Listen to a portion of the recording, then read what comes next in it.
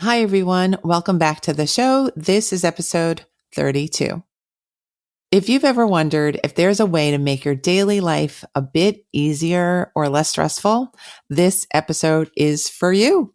My special guest, Renae Fieck, has experienced many of life's stresses, which you will hear about inside the episode.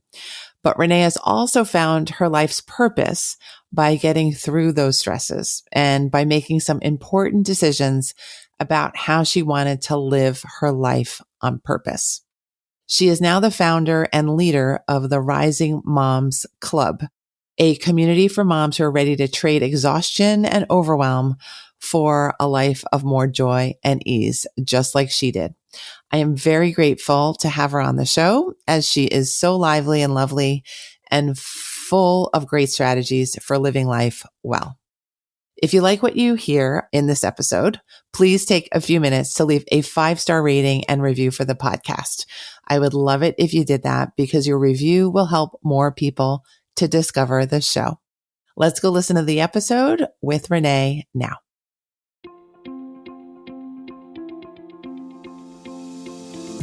Hi, I'm Dr. Christine Lee, and I'm a psychologist and a procrastination coach. I've helped thousands of people move past procrastination and overwhelm so they could begin working to their potential. In this podcast, you're going to learn powerful strategies for getting your mind, body, and energy to work together so that you can focus on what's really important and accomplish the goals you want to achieve. When you start living within your full power, you're going to see how being productive can be easy and how you can create success on demand. Welcome to the Make Time for Success podcast. Hi, everyone. I am so happy today to bring on my special guest, Renae Fieck, to the show. She and I met just recently, but we knew quite immediately that we were doing very similar work and that we had very similar passions. Renae is a woman who helps other women to create more space and clarity and intention in their lives. And she's just a rock star. She just had me on her interview and she's a lovely interviewer. And I'm so happy to have her on my show now. Welcome to the show. Thanks for having me, Christine. So excited to be here for you. Thank you so much for being here. So can you share with us the kind of work that you do with women, your lovely women followers and listeners, and how you got to be the person who teaches women how to be more intentional? Yeah.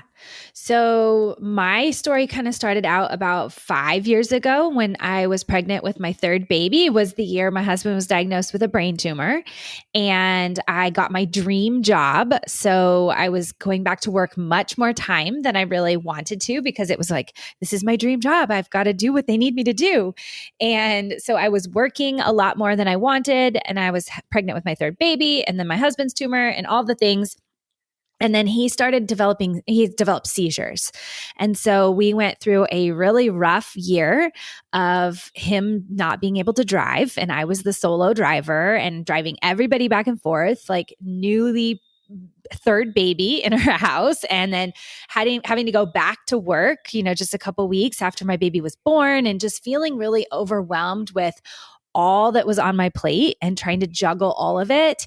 And it was about 6 months post that my baby was born that we were on our anniversary trip. And I was like, I am done. Like, this is too hard. Mom life is too hard. I don't want to do this anymore. This is not what I signed up for. Just that point of being so burnt out and feeling so exhausted. And there was no joy in it. It was that hamster wheel every single day, waking up on repeat. And then getting to the end of the day, I'd put my head down on the pillow and feel like, did I get anything done? But yet I was spinning my wheels like all day long, just feeling really frustrated.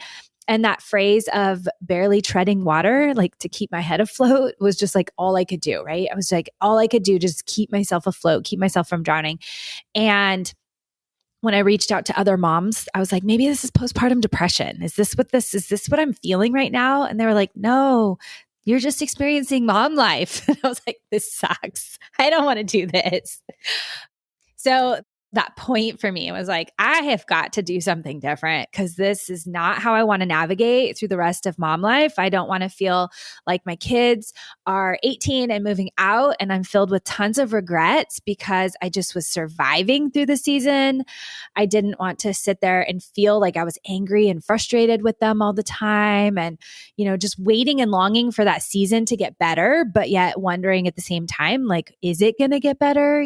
Like every mom talks about different challenges that they have in mom life in each season. So if I'm always waiting, like how long am I going to wait? And so it was that moment that was like, I've got to do something different. Like what you're doing right now is not working. So you have got to try something different. And that was the catalyst for me of like exploring and trying to figure out. I like dove all in on coaching and support and books and conferences and reading and all of the things, and really figured out that clearing out the clutter, clearing out the stuff that was clogging up my time in my house was like the first stepping stone. And then really figuring out, how do I clear out that space in my time? How do I clear out the thoughts that are running through my head that are telling me I'm not good enough and I can't do this and all of those types of things, and just really started navigating that pathway of trying to help other women really build that life that's full of intention and clearing out the stuff that you don't want to be there, that doesn't bring you joy, that's not helping you live that more fulfilling life, and really just let go of that so that you can step into that full version of who you want to be. Thank you so much for describing all of that. And since we're new to each other, I'm sitting here thinking, whoa, that was quite a time for you. I can only imagine how much stress you are under on a day-to-day basis. So I'm glad you're on the other side of that. And I'm glad you found your mission in the process as well. By helping yourself, you're able to help so many others now. Mm-hmm. Can I ask, how organized were you before that year of distress? Well, if you look back, like I've always had an extra special tool in terms of like doing a lot. Like I've always been good about like managing a lot of different things all at one time. But that year, my house definitely got to a disarray. Like there was just too much in general. And I feel like organization is kind of a weird word for me because I feel like I don't ever really stick to one method of organization very well. Like I sometimes am using my digital calendar, sometimes I'm using a paper calendar. And so there's no consistency in how I'm managing and organizing, but the ability to sit down and say like, okay, this is like today I've got my list. Like, what do I need to get done today?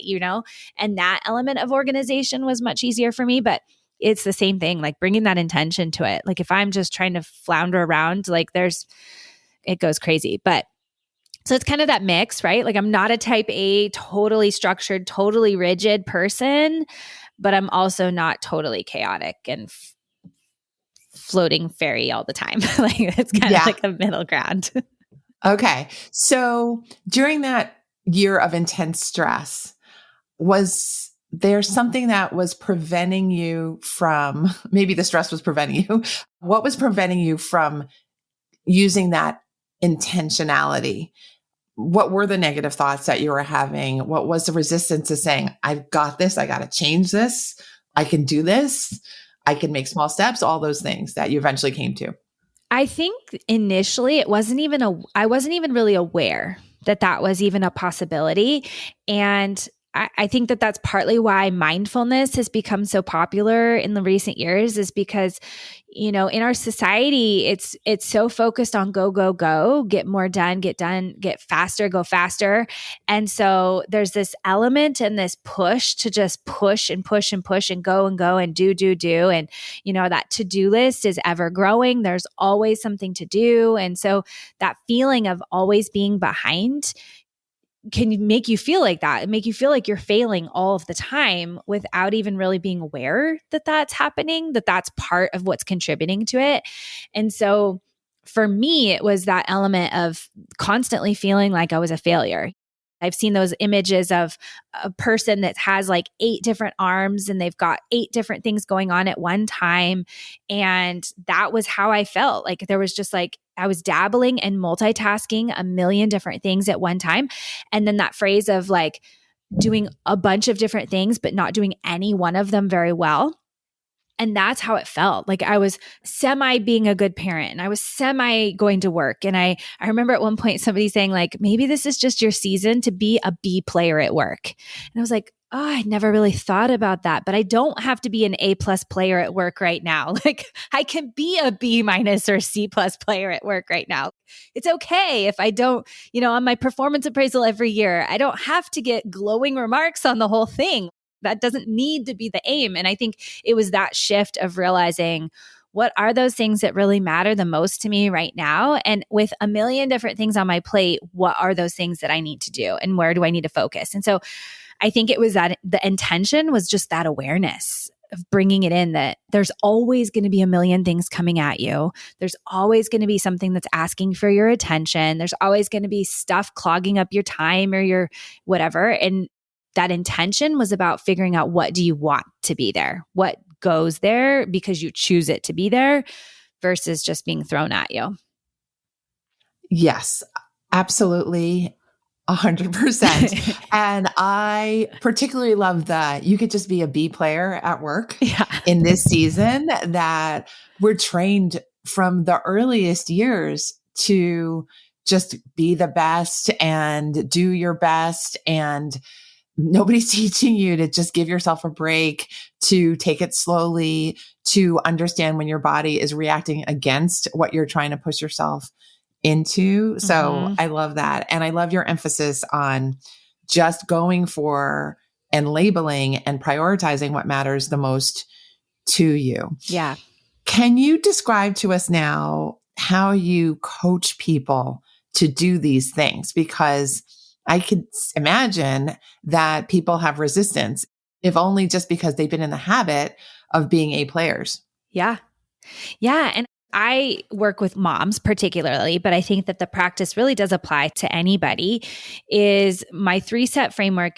The first step is to prioritize. And I think oftentimes, especially with women that I work with as moms, they go through this season where they are a person and then they have a baby and they become a whole nother person, but they don't always necessarily know what that identity as that new person is.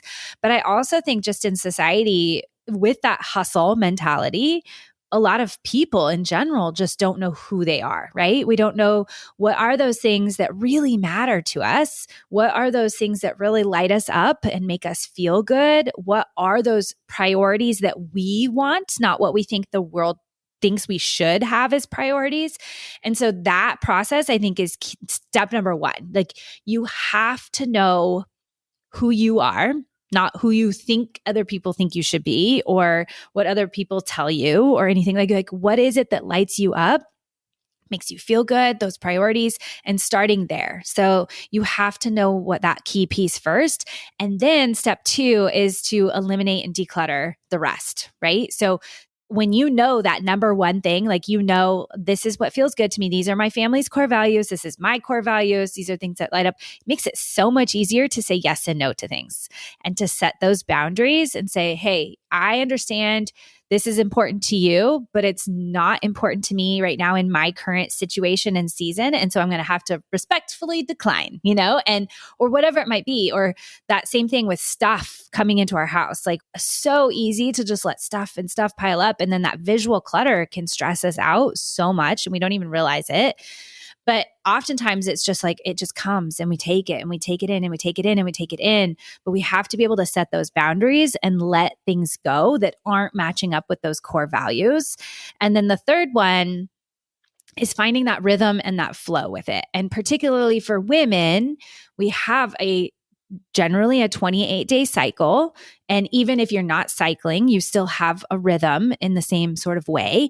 And so tapping into where you are and creating those rhythms and making it so that it flows makes it so much easier. So for me, my clinical training is in occupational therapy, and so much of my training is in rhythm and habits, like routines and habits, because when we can create something that's a habit, it's like the neural pathways that it creates makes it so that your brain doesn't have to think about it anymore, gets it done faster, more efficient and easier and just so much smoother. And so anytime that we can create these habits and rhythms and routines, but yet that's aligning with our biological rhythms, it just makes it so much easier. So those are the three huge key pieces that I work with women and helping them kind of rewrite those stories that are going on inside their head and clear out all that stuff so that their lives feel purposeful and meaningful to them, not what any other things are telling them that it should be.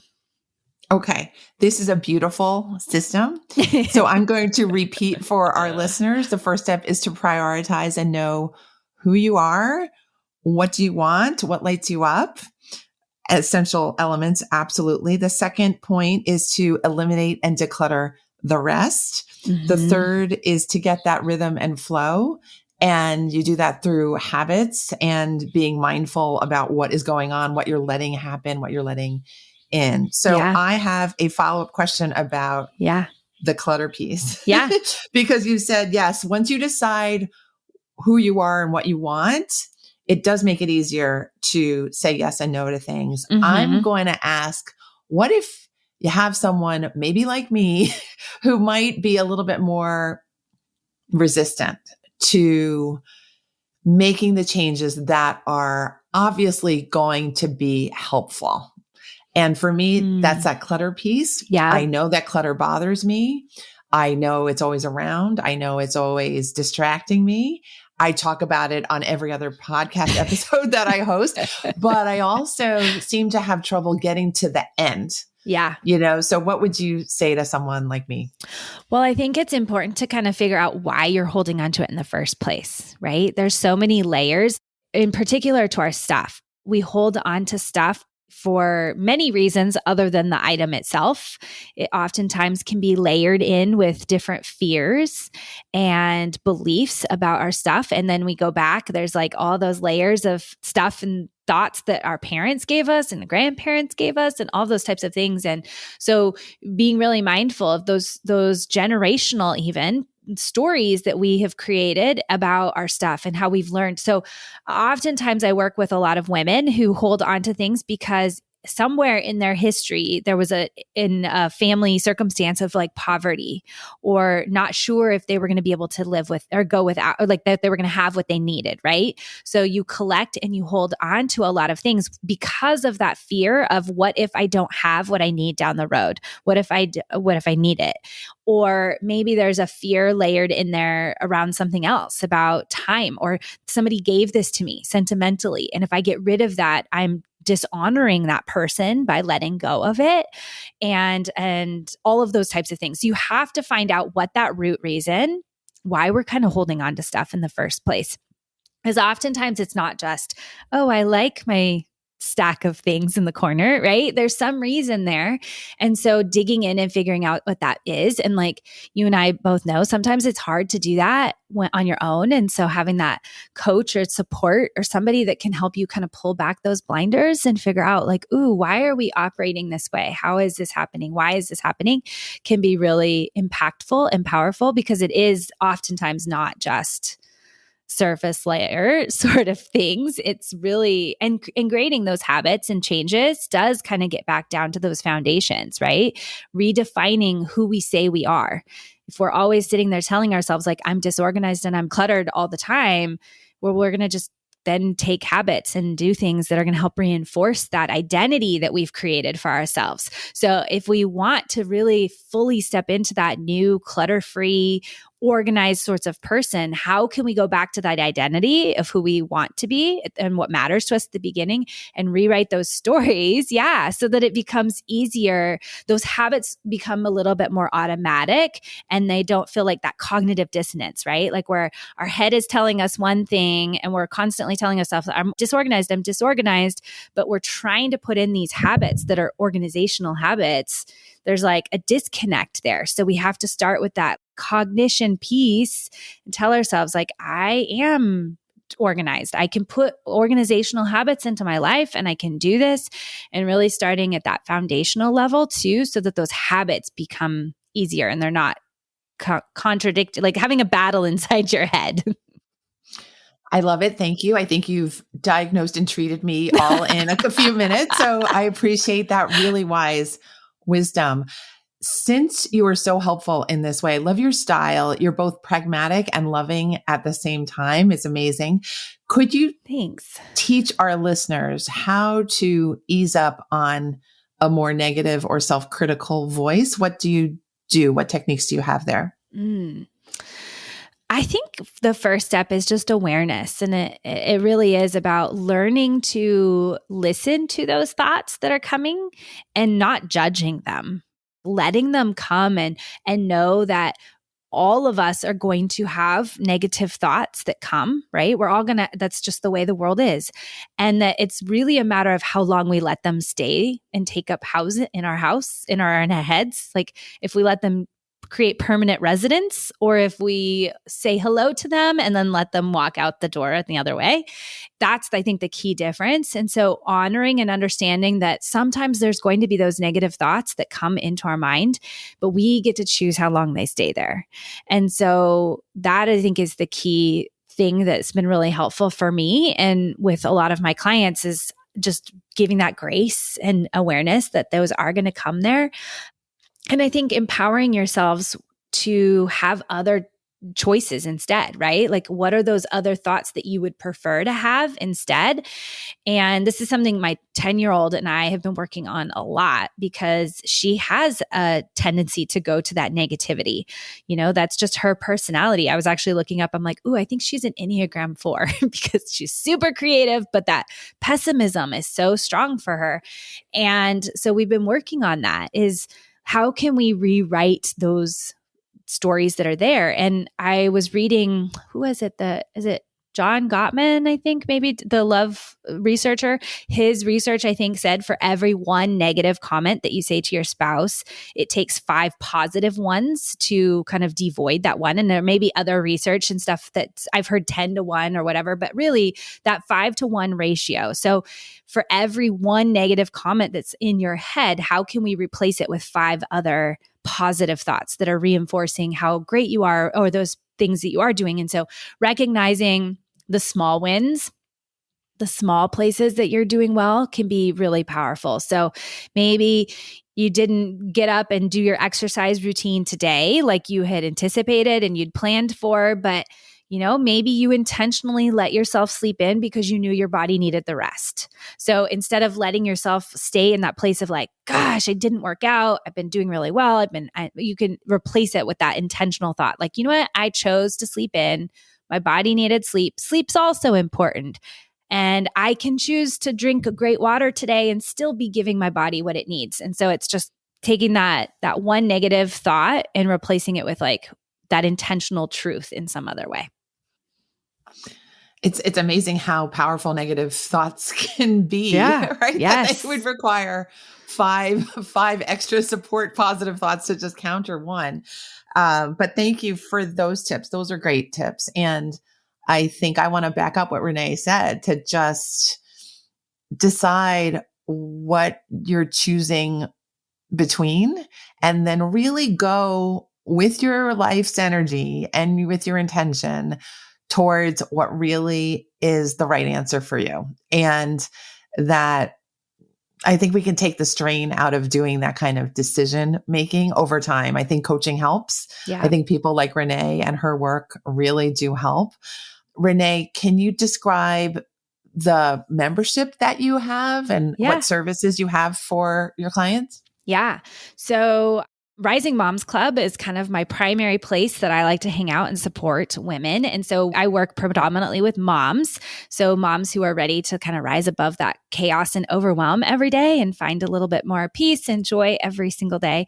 So that is my primary place. But I also provide a lot of resources and supports in actually eliminating some of that physical clutter, because it makes a huge difference when we're not spending our time just organizing and sorting stuff, but really having less stuff in our space that's not taking up that preoccupation or whatever that word is. But so I have a couple of resources. If you want to go over to Cleaner, so Cleaner in 15, so 15, so cleanerin15.com, you can get access to my like a free gift mini course on how to have a cleaner house in just 15 minutes a day. so that you're not spending all of your time just trying to keep up with the chaos and the order inside your house. So that can be for you guys to have. Thank you so much for that. Yeah. I want to wrap up with bringing us full circle. And you described kind of that difficult year of chaos and lots of stress.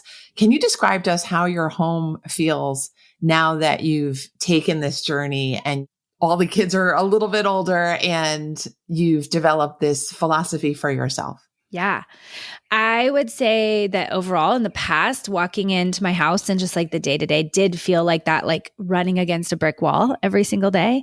And now I feel like there's a lot more purpose. There's a lot more, right now my house actually looks really good. It's not like that 100% of the time, right? Like we have people that live here. It's not Pinterest perfect worthy all the time, but it does make it something that routine of being able to go through and clear out has become so much easier. We have systems in place. So my kids are on board and everybody's a part of it. They know there's certain areas that are clean and other areas that can be a little bit more free reign for whatever they want to do. But ultimately it's about helping. I just feel like every day I wake up with a little bit more intention and joy and peace, knowing that I'm showing up the best way that I possibly can show up. And even when there's days that are stressful, because there's going to be those days, and even days that I still sometimes get to that place where I feel a little bit overwhelmed, a little bit chaotic, I am aware of it and have tools and resources that can help bring me back down and kind of refocus and reorient. And so that to me is invaluable because we are going to have those moments, right? Where the negative thoughts come in or when we do explode and we have to figure out what do we do after that, right? How do we navigate post an explosion or post that moment when we feel sort of overwhelmed, like rather than just staying stuck in that space all the time. Beautiful. That sounds a lot more fun and really lovely. And thank you for describing your journey and your tools and what you do with all the women you work with. Thank you so much for sharing your time and your wisdom with us today. Yeah, thanks so much for having me on. It was great. Thank you. It's been great to get to know you today. Thank you for listening to this episode of the Make Time for Success podcast. If you enjoyed what you heard, you can subscribe to make sure you get notified of upcoming episodes. You can also visit our website, maketimeforsuccesspodcast.com, for past episodes, show notes, and all the resources we mentioned on the show. Feel free to connect with me over on Instagram too. You can find me there under the name Procrastination Coach. Send me a DM and let me know what your thoughts are about the episodes you've been listening to. And let me know any topics that you might like me to talk about on the show. I'd love to hear all about how you're making time for success. Talk to you soon.